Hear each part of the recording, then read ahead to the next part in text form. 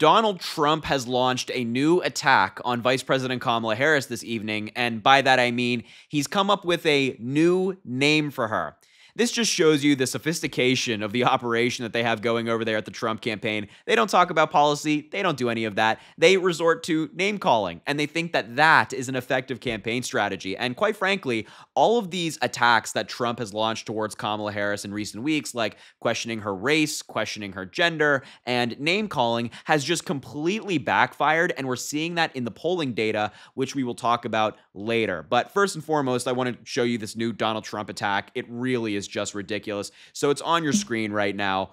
And the first one at the top there says, comma blah. Comma blah. So I'm just going to quickly stop right there. That's the name. They've had like 3 weeks of Kamala Harris being in this race. And the best they can do in terms of a political attack is comma blah. Trump is spending like millions of dollars on this stuff, and they came up with comma blah. As I mentioned, it really shows you the sophistication of the operation they have going on over there. But anyway, he says Kamala blah has stated over and over again that she wants to defund the police and without question ban fracking and no more fossil fuels. This will quadruple the cost of energy in America, depression anyone. So obviously, both of those things are not true. She's never called for defunding the police, and her position on banning fracking has evolved. Literally the other day, her campaign says that she does not want to ban fracking, but Donald Trump would never be honest about that because it's just not in his DNA. The next one also says people vote with their stomach, and food is now at an all-time high because of, again, comma blah / Biden incompetence. With them in charge, it will only get worse. So, of course, that's also not true. Joe Biden and Kamala Harris haven't done anything to raise food costs. It's obviously just a Donald Trump launching another baseless political attack. But if you thought that maybe his first comment was just a misspelling, it's not. It's not. This is just what they've come up with. Comma blah. Comma blah. It's ridiculous. It really tells me two things. It really tells me two things about the Trump campaign. Number one, they are politically inept.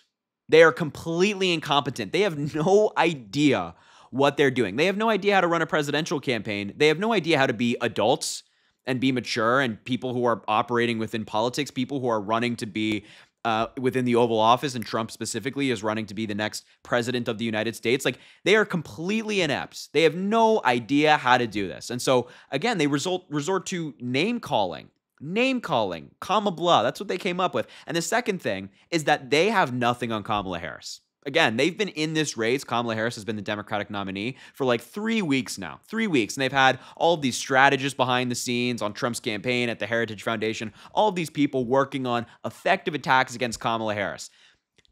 And the best they came up with is comma blah.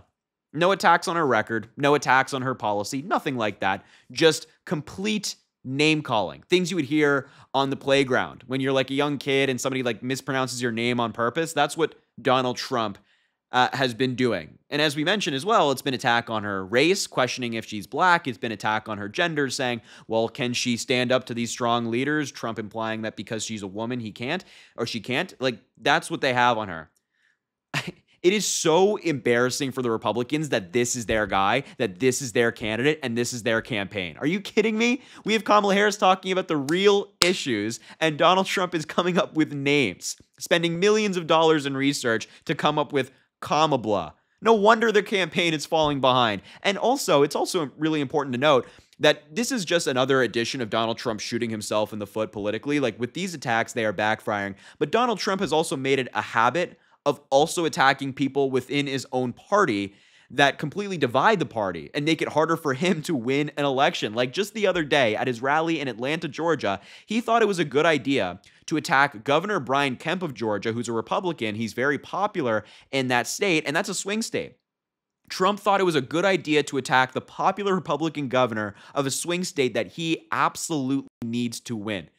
It just shows you again that they are inept. They have no idea what they're doing. Just take a look at that clip of Trump attacking Brian Kemp. But Kemp doesn't want to end it because he's a bad guy, he's a disloyal guy, and he's a very average governor. Little Brian Kemp. Bad guy. But think of it. I got this guy, just think, and then that's it.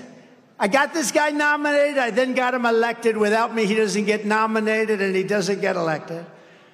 He had no chance of winning either one, and all he had to do is sign something where the Senate would like to look at election integrity. This is an honest man. That's an honest man. They were all honest. They were looking at something very legitimate. And this bad guy said, "I'm sorry, sir. I can't do it." I called him, and I said, "Brian, they're looking at election integrity. Is there anything you can do?" "I'm sorry, sir. I can't get involved in that." I said, "But, Brian, you don't understand. This is a good thing, not a bad thing." "I'm sorry, sir. I can't get involved." I've had you up to here, Brian. I've had you up to here. He's a bad guy, and he's not doing this country a good service. Yeah, Trump thinks that's a good idea. That's the campaign they're running, attacking popular Republicans and attacking the Democratic nominee, not on policy, not on their vision for the country, but with name calling. That's their campaign. It is, I say this all the time, I really do, but it is baffling to me how anybody in this country looks at the Trump campaign and says, you know what? Those are the people for me. Those are the people I want running the country. Are you kidding me? It's ridiculous. And as I mentioned at the beginning of the video, like, we're also seeing this in the data, that these attacks that Donald Trump has launched toward Kamala Harris, toward other Republicans, is just completely backfiring on him. He is consistently shooting himself in the foot politically. So I have some polling data that just got released today and in the past couple of days. And here's the first one I want to show you from Decision Desk. It's a polling average of all of the different swing states, and it's showing the swing toward Kamala Harris since President Biden dropped out of the race. And just look at this. In every single swing state, Kamala Harris has gained multiple points. In Arizona, +4 points for Harris. Georgia, the state where Brian Kemp resides, +4 points for Harris. Nevada, +6 points for Harris. Michigan, +3 points for Harris. Pennsylvania, +2 points for Harris. North Carolina, 7 points. Wisconsin, 2 points. Every single swing state, Kamala Harris is gaining, Donald Trump is losing. And that is amazing for the Harris campaign. Of course, there's still work to be done. This does not mean that we can just put our feet up and we're all going to soar to victory. No, we still got to get out there and vote and knock some doors and talk to our friends, family, and loved ones about why they should be voting for Kamala Harris. But this is a pretty great start for being in the presidential race for 3 weeks. Kamala Harris has been in this for 3 weeks, and she's already gaining in every single swing state, even more conservative swing states like a Georgia, for example. Also, we have some other polling averages from different firms. RCP, for example, Kamala Harris has now taken the lead over Donald Trump for the first time. She's at 47%. Donald Trump is at 46.8%.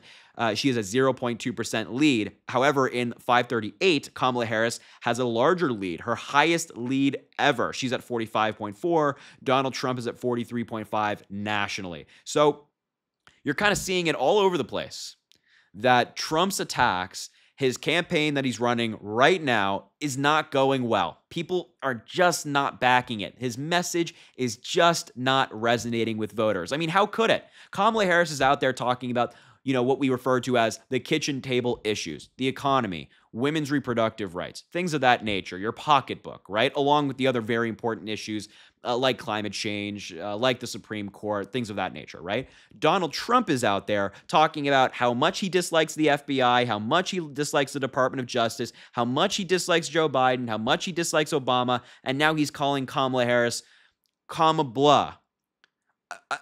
I mean, of course that message resonates with the MAGA cult. Whenever Donald Trump goes on a tirade about like Hillary Clinton, MAGA loves it. They eat it up. They think it's the greatest thing they've ever seen. But for your average voter in a swing state who might be like a single mother or parents with a kid, and they're just trying to pay their rent or pay their mortgage, put some food on their table, that's not hitting. That's not resonating with them at home to, you know, make them go out and vote for Donald Trump. Whereas what Kamala Harris is doing is, and you're seeing that in the data. This is not just Democrats making it up because we love Kamala Harris. No, the raw data is telling us the story of this election, and these attacks that Donald Trump is pursuing with the name calling, the conspiracies, all that nonsense is backfiring. And we, the Democrats, have the amazing privilege right now of working hard to get our candidate elected, but we also get to coalition build now. It's no longer of like, well, are we united behind our candidate? That was a question before. Was the entire party united behind our candidate? Now we see that the overwhelming majority of the Democratic Party, like 90% plus, is excited about Kamala Harris and going to vote for her. With the Republican Party, now we see some division. We see some division in Georgia. We see independent voters kind of being like, oh, I don't want to do it. I don't want to vote for Trump. And the Kamala Harris campaign is offering them a different vision, a more suitable vision, a realistic vision for the country, and not just a vision full of conspiracies. So this data is great, and these attacks are backfiring. And we, the Democrats, are enjoying every single minute of it, but we have to keep our foot on the gas. That's important. So anyway, I just wanted to show you this new attack. I'm sure that, you at home are feeling the same way I am, that this is just another Donald Trump attack, a typical thing that he does with the name calling. It's just so embarrassing for the Republicans, but that's their guy. That's who they nominated. Anyway, I'll wrap up the video there. Thank you so much for watching. I appreciate you being here. Make sure to subscribe down below. We're so close to 100,000 subscribers, which is crazy, just crazy. It's mind-blowing, and I really appreciate all the support. So make sure to do that, and hopefully we get there. And of course, drop a like, comment down below. Let me know what you think about all this. And as I always say, I greatly appreciate you, and I hope you have an amazing rest of your day.